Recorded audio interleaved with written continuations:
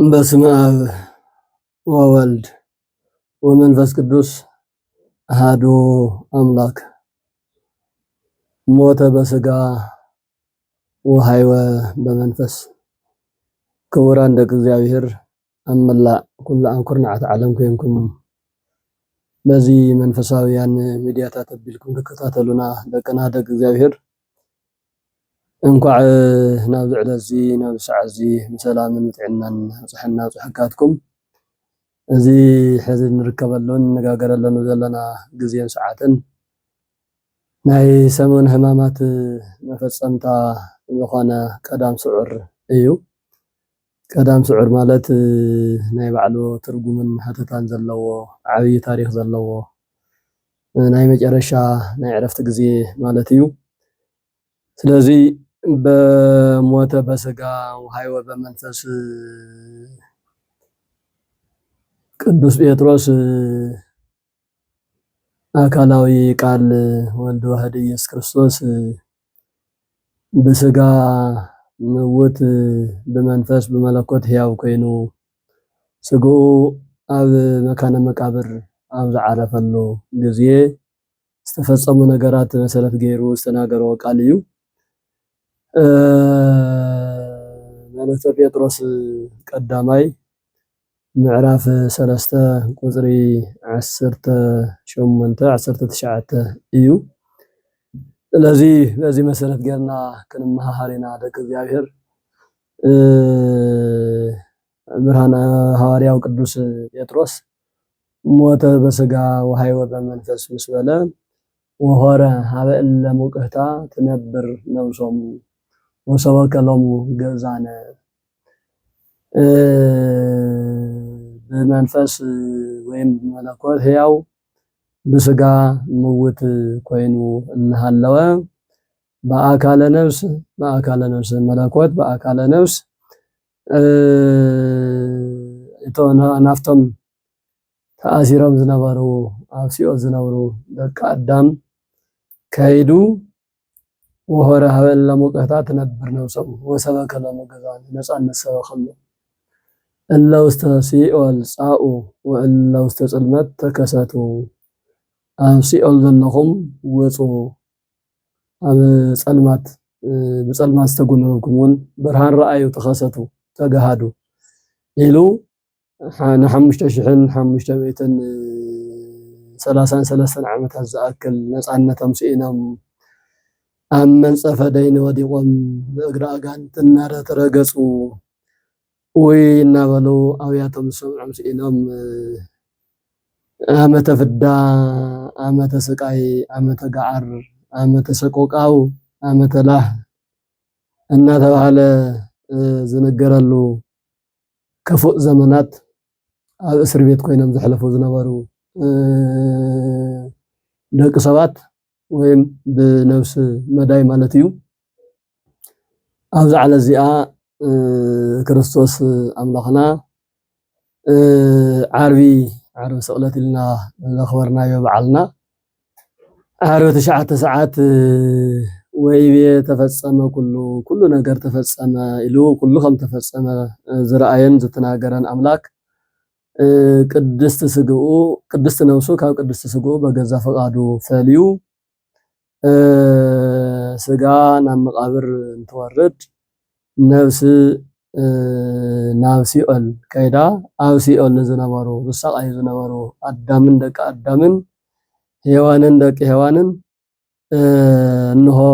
ካብ ሲኦል ውፁ ካብ ጸልማት እውን ተንቀሳቀሱ ናብ ብርሃን ተኸሰቱ ተጋሃዱ ክብል ንመጨረሻ ግዜ ዝሰበኮ ናይ ነፃነት ስብከት እዩ። ስብከት እዚ ናይ ነፃነት ስብከት ወሰበከ ሎሙ ገዛነ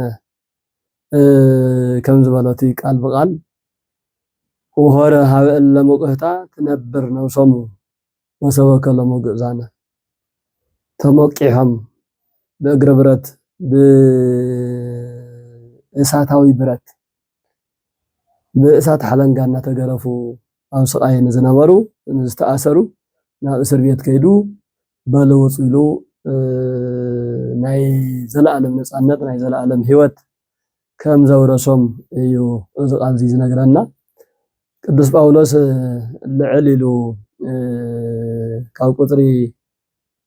16 ጀሚሩ እንተርኢናዮ ቅዱስ ጴጥሮስ ማለት እዩ ኣብቲ ዝተጠቐሰ ምዕራፍን ቁጥርን ማለት እዩ ምዕራፍ 3 ምዕረ ሞተ በፈቃዱ እስመ ክርስቶስኒ ምዕረ ሞተ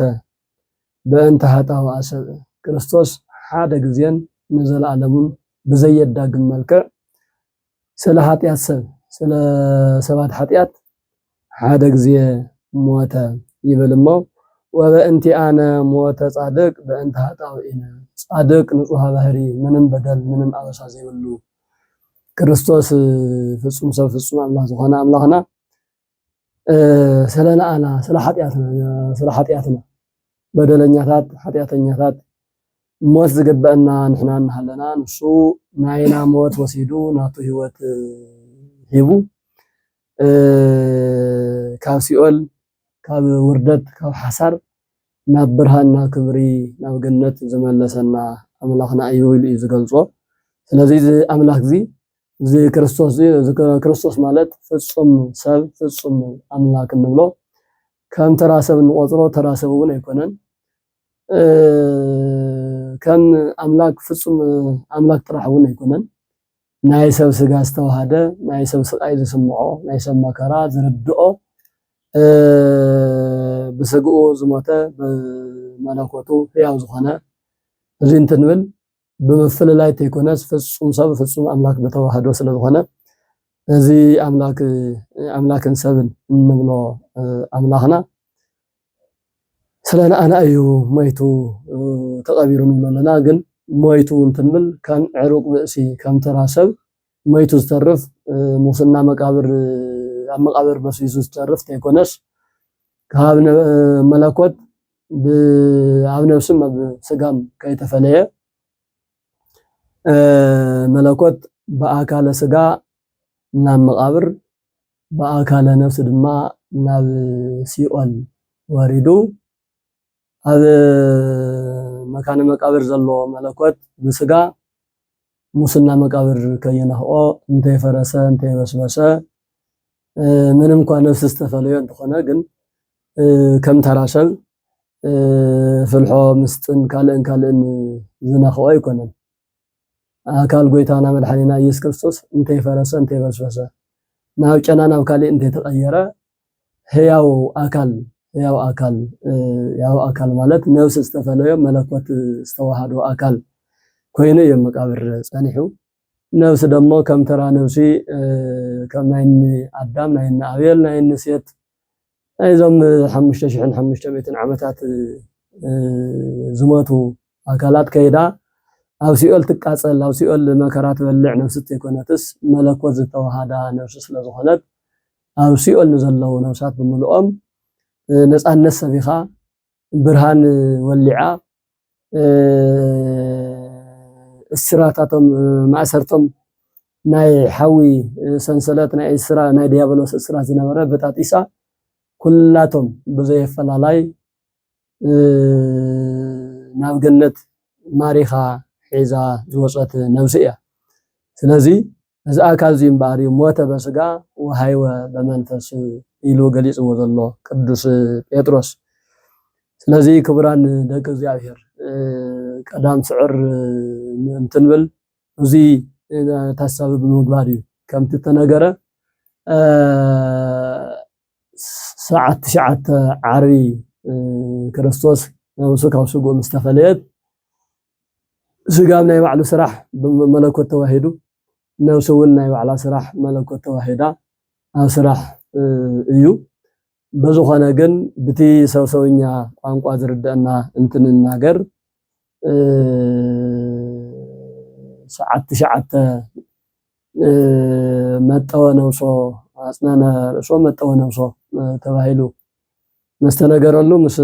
ዓረፈ ዮሴፍን ኒቆዲሞስ ተባሃሉ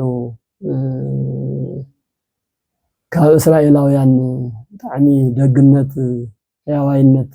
ዝተላበሶም ከም አይሁዳውያን ልባቶም ዘጨከነ أبره الرهين قنع منفسن زنبارو كلت سبات يوسف نيقوديموس يبحالو سبات كم زنبارو تي قدس وانجيل زردنا أيو يوسف أرماتياس كم زبحال عبد زمس أيو يوسف مالت نيقوديموس دما ناي غويتانا ناي مدحنينا ناي إيس كريستوس ناي ليت تمهراي زنبارة أبي يوحنس وانجيل معلاف سلسته كم نريو أتري أسرحوا عيلو ليتين أو إيس كريستوس النخدة زمهر زنبارة فولي سويو مقاتري تمهيرم مقاتري سلطينم زبركة الله من جراب لعم تمجبهم نسلست عامتن نسلست ورحن لأكل أو تحتي وخينم بالعوس ساتيو زمهارو زنبارو كلهم فريحم تبتاتينم تطفقوا بلايتي تقصد زنبارة بلايتي زمهر زنبارة نيقوديموس جن نت مقابر زدل نجار سرعة مجنزم خالي زدل نجار بمول حيزو نيقوديموس أمصا مئة لتر وأوفي كريه وأنا وكم زبالو أقسماوي لي قدوس ياريد 100 جرام زمزن شتو حيزو مسيو مجنزون صعدا مجنز نتي أكل كريستوس زمتن بتزمن شو زمتن نجار حيزو بممصا يوسفون بمتحبر نا إيس كريستوس كبر سقا نمقبار تعدل قريص تلعل قريص مستلعلو دغاغ سبات نيرم لبو لصادق وكل كما انوصا يبلط ايو سلام حقنيا سب لبنا لكع كما انوصا ايو يفرحنا يدنقصن قالوتم ايهوداوያን ዝገበረው ነገር በመርአይ መብዛሕትኦም ጠፊኦም ተበቲኖም ተሓቢኦም እንትውዕሉ እንትሓድሩ ገሊኦም ውን ኣብዚ ነገር እዚ ኣይተሓባበርካ እንተባሂልና ከይንቅፃዕ ኢሎም ንበረኻ እንትኸዱ ዮሴፍን ኒቆዲሞስን ግን ናብ ጲላጦስ ቀሪቦም ፍቃድ ጠይቆም እዚ ሰብ ተሰቂሉ ሞይቱ ኣሎ ሰብ የብሉን ኩሉ ሰብ ደቀ መዛሙርቱ ተበቲኖም ኣለዉ አይሁዳውያን ጸሐፍት ፈሪሳውያን ሊቃነ ካህናት ቀያፋን ሐና ደሞ ኮነ ኢሎም ሰቂሎሞ ኮነ ኢሎም ቀቲሎም ወይም ስለዚህ እንተን ኢሱኳስ ብኽብር ክንቀብሮ ይፈቀደልና ኢሎም አይሁዳውያን ተፈርሑን ገለን ተፈርሑ ዝመጻ ይምጻ ኢሎም ብፍላይ ብለይቲ ዝመሃ ዝነበረ ኒቆዲሞስ ብስርዓት ዘምሃረኒ መምህረይ ብስርዓት ክቀብሮ ኣለኒ የብል ቆራጽ ሐሳብ ጲላጦስ ውን ወዳአኑ ሞተ በሐቂ ሞይቱ ዶ ዝኹሉ በደል ልዕሊ ተፈጽም ሞይቱ ዶ እንትብሎም هو ሞይቱ በመንታይ ተረጋጊጹ እንትበሃል ላንጊኖስ ሰብሃለ ሓደ ወታደር አፍቲ አገርገር ማዓልቲ አፍቲ ግርፋት ማዓልቲ አፍቲ ናይ ክርስቶስ መከራ መስቀል ማዓልቲ አፍቲ መከራ ንሶፍቲ ሕማቅ ስራሕ ንሱ ክሳተፍ ዘይደለየ ነገር ግን ፈሪሑ ኣብዚ አንተ ሃሌስ በል ንስኻውን ምሳና ናይ ክፋ ስራሕ ክብሉን እዮም እንተ ዘይሰሪሕ ደሞ ንስኻውን ምሶ ተሰቀል ክብሉን እዮም ኢሉ በረኻ ወፂኡ ዝወዓለ ሞይቱ ምስተባሃለ ሰዓት 9 ከባቢ ምስተመለሰ አይሁዳውያን በቃ ቀትልና ኣለና ዝሕዚ እንደላይቅና ክንነብርና ዝለኽአና የለን ሓደ ኢየሱስ ክርስቶስ እዩ ንሱ እዩ ሙታን እናልዓለ ለምጻማት እናንጽሐታ ገቢረ ተአምራት እናፈጸመ ዘህውኸና ዝርብሸና ነይሩ ንሱ እንድሕር ንሕና ዝሕዚ ዕረፍትና ኢሎም ኣብ ዝዓረፍሉ ሰዓት ለኝኖስ መጽኡ በሐቂ ንጹህ ባህሪ አምላክ ወልደ አምላክ ኢየሱስ ክርስቶስ በሐቂ ሞይቱ ዲዩ ብናይዚ አተም ኃይል ዲ በእውነት ሞይቱ ኢሉ ብዛሓዞ ኩናት ብዛሓዞ ጦር ኣብ ጎድኑ እንትወግኦ ማይን ደምን ትኩስ ደምን ትኩስ ማይን ከም ዝፈሰሰ ኣብቲ ቅዱስ ወንጌል ተመዝገበ እዩ በዚ የቢሉ ግን ሙማቱ በዚ ተረጋጊጹ ኣሎ ስለዚ ዮሴፍን ኒቆዲሞስን ኣብቲ ነዊሕ መስቀል ብመሰለለ ገይሮም ደይቦም ቀስ ቢሎም ፈቲሖም እቲ ዝተወግአሉ ሽንካር ነቂሎም አውሪዶም በስርዓት እንትገንዙ مويت دونا ولو ناي تراسل أجنانزا ناي تراسل حزنو انت جنزو نشوجن عينو دلس أبيلو هياو موت بسجا وهايو بمنفس استوهلون نزئي حين قاليسو كان عرق بأسي كان تراسل ديهم واي نالكم تقبرني كم أقوى كنا انتهيدا قدوس እግዚአብሔር ቅዱስ ኃያል ቅዱስ ሕያው ዘኢይመውት ዘተወልደ እማርያም ቅድስት ድንግል ተሳሃለነ እግዚኦ ቅዱስ እግዚአብሔር ቅዱስ ኃያል ቅዱስ ሕያው ዘኢይመውት ዘተጠምቀ በዮርዳኖስ ወተሰቅለ ዲበ ዕፀ መስቀል ተሳሃለነ እግዚኦ ካብ ድንግል ማርያም ዘተወለደ ኃያል ቅዱስ ንጹህ ፍሉይ በዮርዳኖስ ዘተጠመቀ ኣብ መልዕልተ መስቀል ዝተሰቀለ ዘተንሥአ እሙታን እናበልኩም ተአምራተይን ኃይለ መለኮተይን እና ገለጽኩም ተአምበር ከም ተራሰብ እና በኸመ ይኮነን ተቀብሩኒ ዝብል በዚህ ቢሉ መጽሐፈ ኪዳን ንዞም ክልተ ለባማት ዮሴፍን ኒቆዲሞስን ገሊጹ ንሳቶም ድማ ሞተ ዘኢይመውት ሞት ዘይግብኦ ሞተ ከመ ያህይዎም ለሙታን زموتان كدحن نسو موتا وسبات هيوت كبن نسو هيوت سأنا كما يزبل زقرم نقريو فالله كم يوهانس أفورك هم تصحفه وأعداو إلا لهاكو هولا أدام تقنوها بقنوها تمسكن وأعقال لا أنسو سواو استقنت تقنوها بقنوها تمسكن نا أدام زفتر أعداو بشنكار تشنكران ناو قنت استملا لسا أعقار بشنكار تشنكران ويو كما يزبل نقريو النابلو بسرعات جانيزوم عاري 11 ساعات نام مقابر أوري دموئين زوم دقاق سبات زوم بروخان سبات كمزين تقورو أيهوداويان قن حزوون مكانينتهم كفاءتهم تنقلهم أي لأو من مو نا بيلاتوس كيدم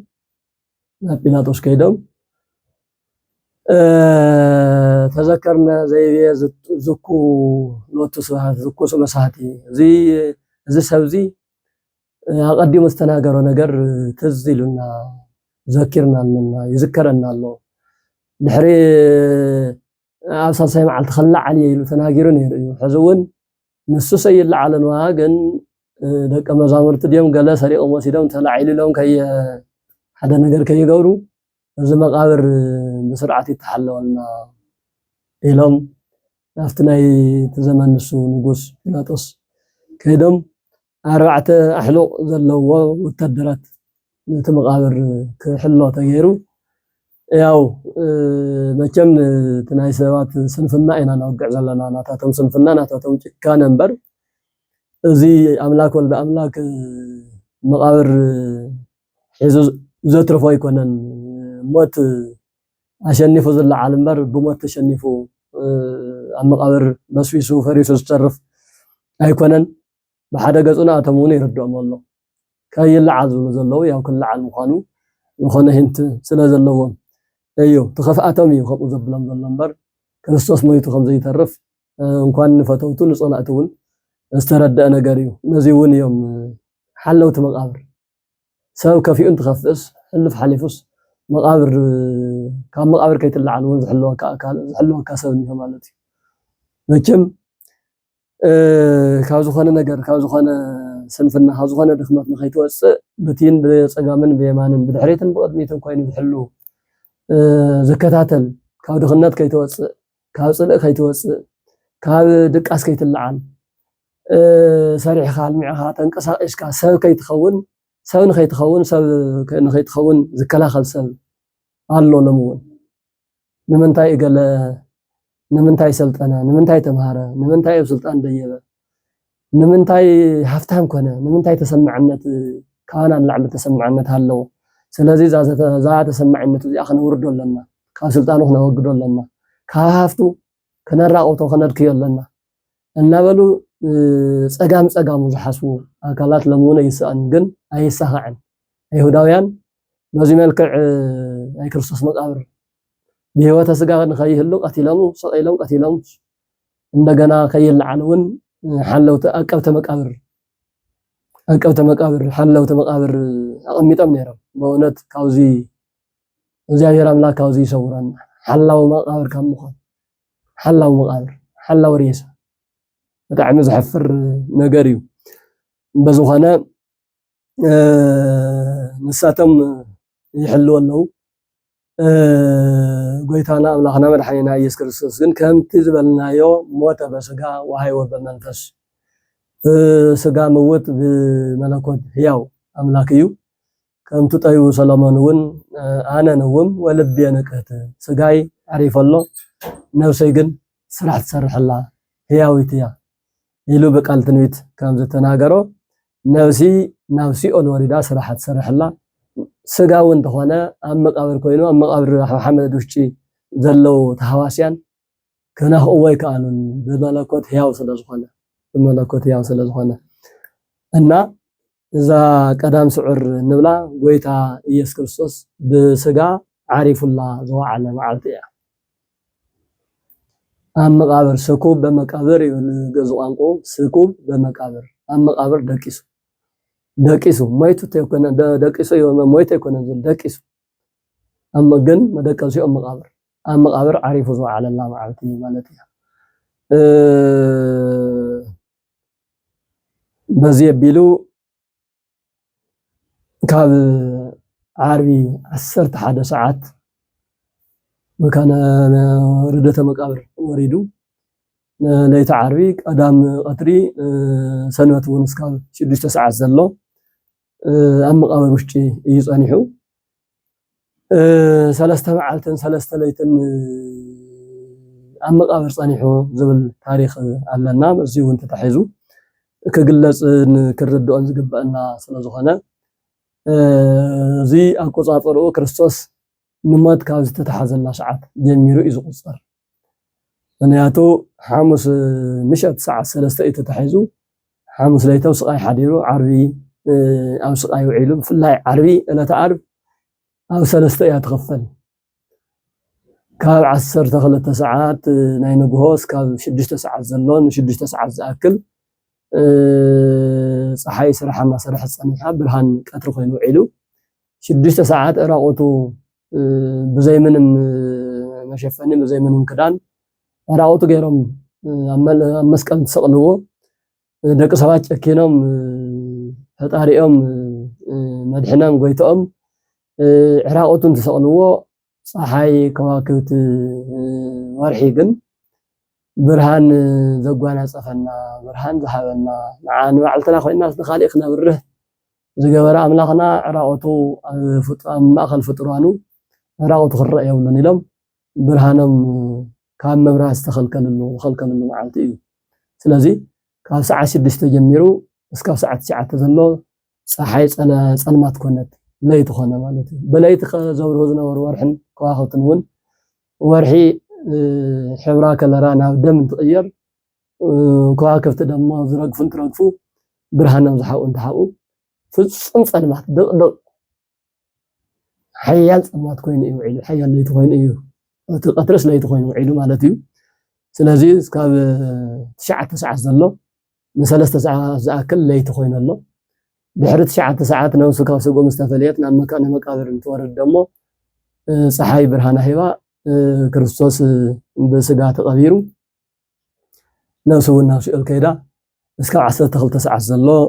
እንደገና ቀትር ኮይኑ ማለት እዩ ስለዚ ተሓንቲ ዓርቢ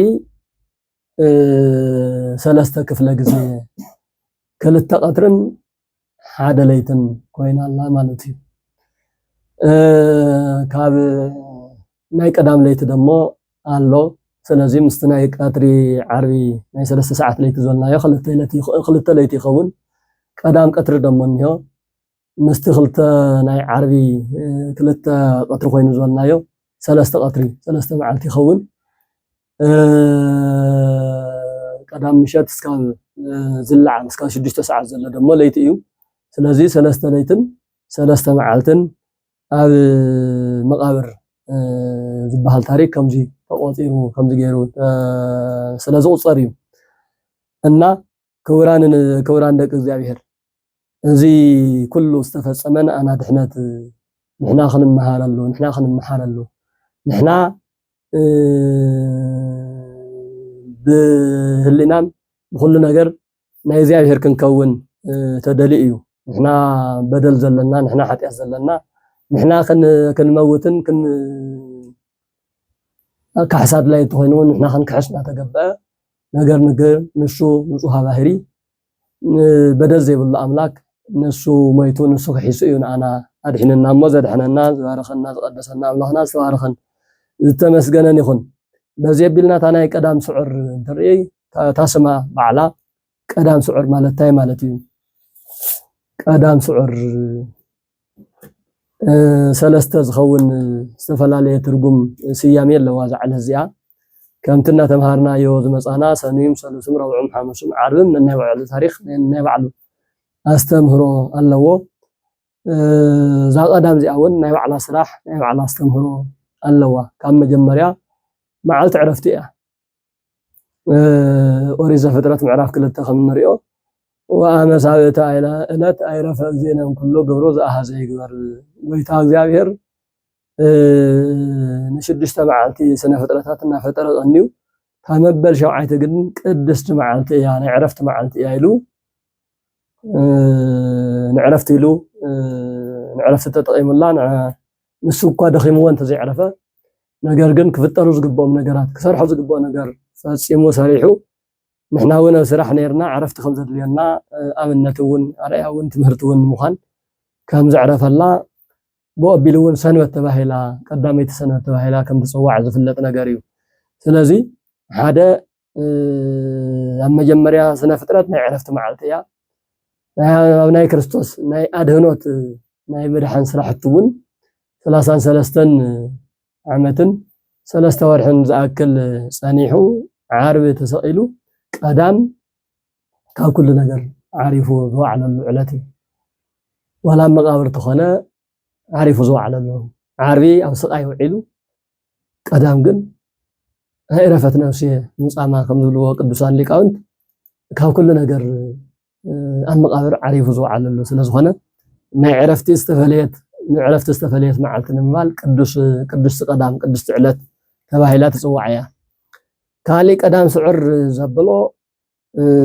ክልተ ትርጉም ኣለዎ ቀዳም ስዑር መበሊ እዩ እቲ ሓደ ዝተሰዓረ ሰንበት ዝተሰዓረ ቀዳም ማለት እዩ ቀዳም ማለት ቀዳመይቲ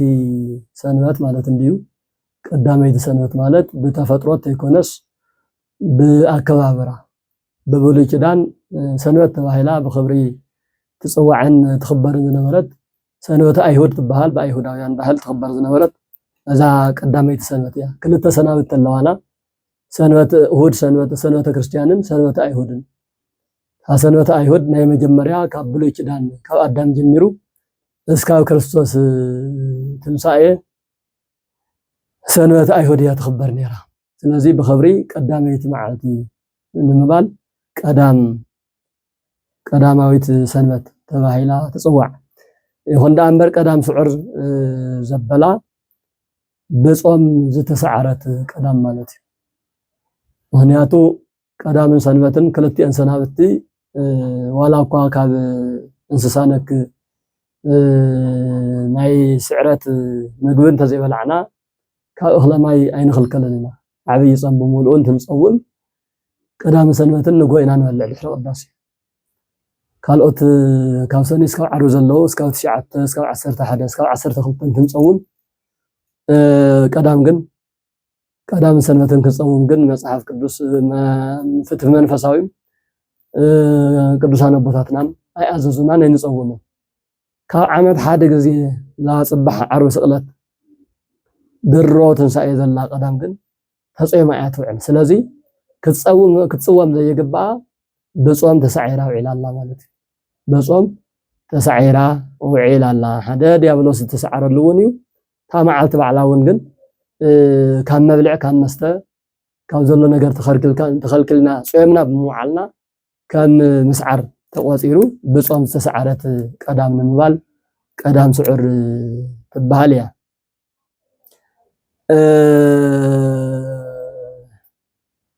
ካሊእ ቀዳም ስዑር ማለት ሃመልማላዊት لملم قدام لملم سنت ምቹት ሰንበት ንምባል ቀዳም ስዑር ይባሃል እዩ እዚ እንዲያውም ትክክለኛ ገላጽ ዝኾነ ስም ቀዳም ስዑር ንብሎ ሃመልማላዊት ቀዳም ገነት ለምለም ዝኾነት ቀዳም ንምንታይ እዩ ከምኡ ንብል ቀዳም ብዙሕ ታሪኽ ዝተሰርሐላ እያ ስዑር ማለትስ ሳዕሪ ስዕረ ለምለመ ካብ ዝብል ስርወ ግሲ ዝወፅእ ካብኡ ተላዕልና ኢና ሳዕሪ ንብል ለምለም ሳዕሪ ቀዳም ስዑር ማለት ከምቲ መዝሙረኛው ቅዱስ ዳዊት እግዚአብሔር ይርአየኒ ወአሎ ዘይሃጣኒ እስተመካን እስተብሔር ስዑር ህየ ይሃድረኒ እግዚአብሔር ሓላውየ የጓሳይ እዩ ስእነን ነገር የለን በዋናነት ደግሞ ውስተ ብሔር ስዑር ህየ ይሃድረኒ አብዚ ለምለመ ቦታ አብዚ ለምለመ ሰውሒ ሃመልማላዊ አብ ዝኾነ ምቹ አብ ገነት ይዘንብረኒ ንምባል ብሔር ስዑር ይልዎ ስዑር ማለት ስለዚህ ልምሉም ማለት ስለዚህ ዛ ቀዳም እዚኣ ልምልምቲ ቀዳም ሃመልማላዊት ቀዳም ኢሉ እዩ እናይና ንጠቕሳ ንምንታይ እያ ከምኡ ኮይና ብክልተ ምክንያት እቲ ናይ መጀመርያ ኣብ ኦሪት ዘፍጥረት ምዕራፍ 7 ምዕራፍ 8 ኣብ ክልቲኡ ምዕራፍ ዘሎ ርግበ ኖህ ናይ ኖህ ርግቢ ድሕሪ ማይ ኣይህ ማለት ናይ ጥፍኣት ዓለም ከጥፍእ ዝተኣዘዘ ናይ ጥፍኣት ማይ እዩ ብ77 መሳኹቲ ብላዕልን ብታሕትን ብታሕትን ላዕሊ ዝፈለቀ ብላዕሊ ንታሕቲ ዝዘነበ ናይ ጥፍኣት ማይ 40 መዓልትን 40 ለይትን ዘኒሙ ድሕሪን ሓደ ዓመት ዝኣክል ኣብ መሬት ነጊሱ ልዕሊ መሬት ተንሳፊፉ ዝጸንሐ ፍጥረት ኩሉ ዘጥፈአ እንስሳት አራዊት ይኹን እጽዋት ይኹን ብዙሕ ነገር ዘጥፈአ ብዙሕ መልክዓ ምድሪ እውን ዝቀየረ ናይቲ ምድሪ ጂኦግራፊ ሎም ንሪኦስ ናይ ሽዑ ውፅኢት እዩ ገሊኡ ብጣዕሚ ጎቦ ዓብይ ጎቦ ኮይኑ ንሪኦ ገሊኡ ብጣዕሚ ሸንተረር ሩዋሩዋ ሸለቆ ኮይኑ ንሪኦ ናይ ማይ ኣይህ በሰላ እዩ እናዚ ምስኮነ ኖህ 8 ርእሱ ንዘርኢ ክኾኑ ዝግብኦም ካልኦት እንስሳት አራዊት ኣዕዋፍ እውን ጠቕላላት ሃዋስያን እንተይቀረየ ሒዞም መርከብ ኣትዩ ብመርከብ ኣቢሉ ድሒኑ ኣብ መጨረሻ እቲ ማይ ምስ ጎደለ በደንቢ ማይ ኣይጠፊኡ ጎዲሉ ዶ መሬት ተስተኻኺሉ ዶ ርኢ ክንዕ ተባሂላ ርግቢ እንትትለኣኽ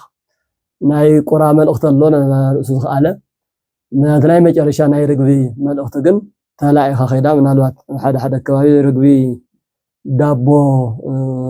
እንትብሉ ዘይሰምዕ እየ በመጽሐፍ ቅዱስ ተመዝገበ ርግቢት በትግርኛ ርግቢት በግዕዝ ርግብ እዩ ዝብል ዘርዘሩ ታዳቦ ትበሃል ኢና ርግብ ንብላ ዘለና ሕዚ ከከም ከባቢኹም እና ርግብ ተላኢኻ ማይ ኣይህ ከም ዝጠፍአ ከም መሬት ከም ዝተስተኻኸለ ወሪዶም ምንባር ከም ዝኽእሉ ምስ ረኣየት ምስ ረጋገፀት ነስኣት ቆፅለ ዕፀ ዘይቲ ወመጽአት ዘትብል ጠነት ማይ ኣይህ ሃፀማይ ኣይህ ቆፅሊ ናይ ውሊዕ ድዩ ናይ ለምለም ቆፅሊ ሒዛ እንሆ ማይ ኣይህ ናይ ጥፍኣት ማይ ጎዲሉ ኣሎ ዓለም ሰላም ኮይና ኣላ የምስራች እናበለት መሬት ሪኣ ሃመልማል ለምለም ነገር ሪኣ ካፍቲ ዝረኣያተውን ቆፂራ ቆሪፃ ሒዛ ንኖህ ከም ዘብሰረቶ ሓደ ምሳልያውን ታሪኻውን ኣስተምህሮ ኣሎ በዚ መሰረት ናብ ቀዳም ስዑር እንትንመጽእ እውን 40 መዓልትን 40 ለይትን ኣብ ጾም ኣብ ጸሎት ኣብ ስግደት ጸኒሕና መጨረሻ ሕዚ ድማ ብፍላይ ን5500 ኣብ ልዕሊ ደቂ ኣዳም ነጊሱ ዝነበረ ዲያብሎስ ንሱ ተኣሲሩ ኣዳም ነፃ ወፅዩ ነፍሳት ካብ ገነት ካብ ሲኦል ናብ ገነት ተሳጊረን كم تعن توزولنا يو إلا وستسيئوا صاؤوا وإلا وستسلمت تكساتوا أو سيئوا ذلهم كلهم ناس أوصوا وهذا هذا المقهتا تنبرنا وصموا وسبك الله مجزانا خمس ولا كدس يترسون ما توينا استناقرنا يو زي ناينس الناس سبكت حرانا يموصى بسرات تسمعوا نوسات دحينهم ناي جنة متشونات ناي جنة حمل مال ناي جنة لملم ستسمهل زخنا النبابرة نوار كم تجمرة نمردع قساوست دياقونات ممهران أبوتاتنا ولدنا كلهم زعل الزي እንደዚህ ያብሔር ነገሰ ዲያብሎስ ተአሰረ አዳም ነፃ ወፀ ሲኦል ተዓፀወት ገነት ተኸፈተት ፍጹም ሰላም ኮነ ኢልካ በስራት ንመንጋር ሰት ሰምሃል ሰት ቄጠማ ሰት ዝብሃል በመሓዝ ናይ ብስራት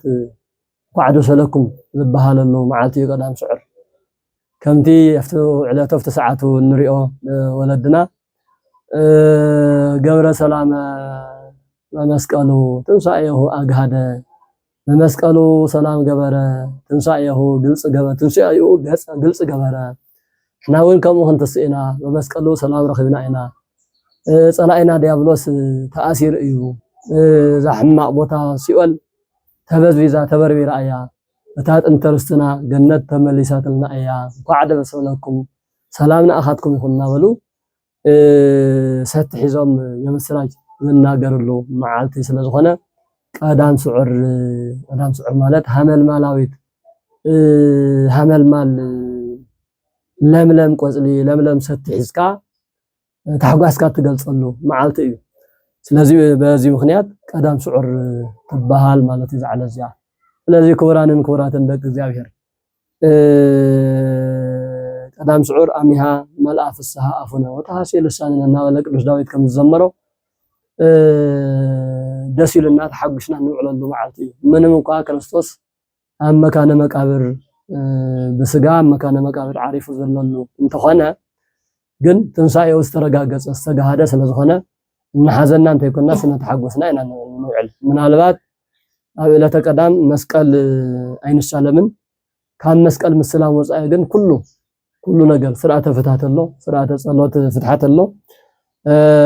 የምስራች ኣሎ ዕልልታ ኣሎ ደስታ ኣሎ በፍላይ ዓበይቲ ከተማታት ምስ ናይቲ ሃገረ ስብከት ሊቀ ጳጳስ ፍሉይ ፕሮግራም ተገይሩ ብዙሕ ሰብ ቅኔኦም እናቕረቡ ሰብ ዝማሬኦም እናቕረቡ አባላት ቤት ትምህርት ሰንበት ዝማሬኦም እናዘመሩ ብዕልልታን ናይ ክርስቶስ ትንሳኤ እናተሰበኸን ዝውዕለሉ ናይ ትንሳኤ ዋዜማ ስለዝኾነ ለምለም ቀዳም ሃመልማላዊ ቀዳም ደስ በሃሊ ቀዳም የምስራች ተሰምዐሉ ቀዳም እናበልና ኢና ነኽብረሞ ፍጹም ዝበሃል ናይ መጨረሻ ዕልልታና ናይ መጨረሻ ታሕጓስና ንገልጸሉ ቀፂሉ ዘሎ ሰንበት ትንሳኤ እዩ እቲ ዋዜማ እውን ግን ከም ዕለቱ ጌርና ኢና ነኽብሮ ምክንያቱ ክርስቶስ ስርሑ ዝሰርሐሉ መዓልቲ ዋላ ዓሪፉ እናተባሃለ ስርሑ ዝሰርሐሉ መዓልቲ እዩ ነብሳት ዝተፈትሕሉ ነፃ ዝወፀናሉ መዓልቲ ስለዝኾነ ስዑር ማለት በቃ ሃመልማል ዝኾነ ደስ በሃሊ ንኽትሪኦ ንኽተጫንዎ ንኽትነብረሉ ደስ ዝብል ቦታ ዝተጋሃደሉ መዓልቲ ስለዝኾነ ቀዳም ስዑር ኢልና ኢና ነኽብሮ እምበኣር ከምዚ እንድሕር ኮይኑ ደቂ እግዚአብሔር ቀዳም ብከምዚ መልክዑ ሓደ ገፁ ቀዳም ብጾም ኢና ንውዕል ምክንያቱ መድህን ዓለም ኢየሱስ ክርስቶስ በአካል ገና በአካለ ስጋ ይተለዓለን በአካለ ስጋ ገና ይተገለጸልናን ይርአናየን ዘለና ስለዚህ በአካል ስጋ ወተንሳ እግዚአብሔር ከመዘነቃ ህምንዋም ወከመ ሀያል ወህዳገ ወይን ወከጠለ ጾረበ ደሬው ተባሂሉ እስካብ ዝስባኽ እስካብ ዝዝመር ብጾም ኢና ንጽበብ ኣብ ጾም ኮይና ግን እናሓዘና እንተይኮነስ እናተሓጎስና እናውዕሎ በዓል እዩ ምናልባት ንምንታይ እያ ጾም ኮይና ንምንታይ ከያ ብጾም ተሳዒራ ንዝብል ካብ ቅዱሳን ሐዋርያት ዝተጀመረ ስርዓተ ጾም እዩ። ምክንያቱ ሐዋርያት አቦታትና ምሸት ሐሙስ ምስተመገቡ ክርስቶስ ምሸት ሐሙስ ሰዓት 3 ምስተተሓዘ ሐሙስ ለይቲ ቀርትሪ ዓርቢ ጠቅላላ አትር ዓርቢ ተዋዒሉ መስመተውን ክርስቶስ ናይ ክርስቶስ ተንሳኤ ናይ ክርስቶስ አካል ብገሃድ እንተራአና ተመሊስና ናብ ዓለም ክንበልዕ ክንሰቲ ግቡእና ኣይኮነን ኢሎም ንኽልተ መዓልቲ ዝኣክል በጾም ከም ዝቐነዩ እዩ ታሪኽ መጽሓፍትና ዝነግረና። ወቢሉ ዝኸኣለ ሰብ ካብ ሐሙስ ጀሚሩ ሐሙስ በሊዑ ዓርብን ቀዳምን ይጸውም። ዓቕሚ ዝሓፀሮ ድማ ዓርቢ ምሸት በሊዑ ቀዳም ጾይሙ ውዒሉ ሰንበት አቀዲሱ ስጋ ወደሙ ተቀቢሉ ናይ ክርስቶስ ስጋን ደምን ተቀቢሉ ጸሎቱ ይፍጽም ማለት እዩ። ተሐጓሱ ፍጽም ይኾነሉና እዚ እምበር ቀዳም ስዑር ከምዚ ኢና ነኽብሮን እንርድኦን። ሞተ በስጋ ወሃይወ በመንፈስ ወስብሐት ለእግዚአብሔር ወለወላዲቱ ድንግል ወለመስቀሉ ክቡር።